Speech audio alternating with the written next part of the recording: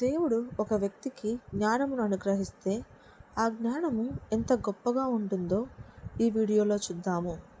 ఇశ్రాయేలు జనమునకు దావీదు మహారాజు తర్వాత సొలొమోను రాజుగా నియమించబడతాడు. అయితే సొలొమోను చిన్న వయసులో ఉన్నందున అతను నేను ఏ విధంగా ఇశ్రాయేలు జనాంగాన్ని పరిపాలించాలి అని దేవునికి ప్రార్థన చేస్తూ ఉంటాడు. ఒకరోజు సొలొమోను మహారాజు నిద్రించుచూ ఉండగా దేవుడు అతనికి కలలో కనిపించి అతని ముందర బంగారము, ధనము, రాజ్యములను ఉంచగా సొలొమోను మహారాజు, దేవా, నేను నీ ప్రజలను న్యాయముగా పరిపాలించడానికి నాకు జ్ఞానము కావాలని అడుగుతాడు.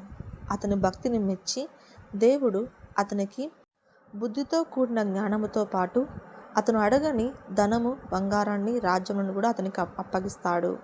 అయితే ఒకరోజు ఇద్దరు స్త్రీలు ఒక బిడ్డను తీసుకొని సొలొమోను మహారాజు యొద్దకు వచ్చి గొడవ పడుతూ ఉంటారు.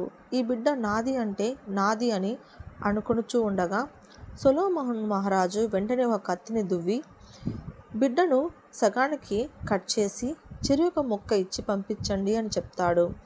అది విన్న స్త్రీ వెంటనే ఏడుస్తూ అలా చేయొద్దని చెప్తుంది.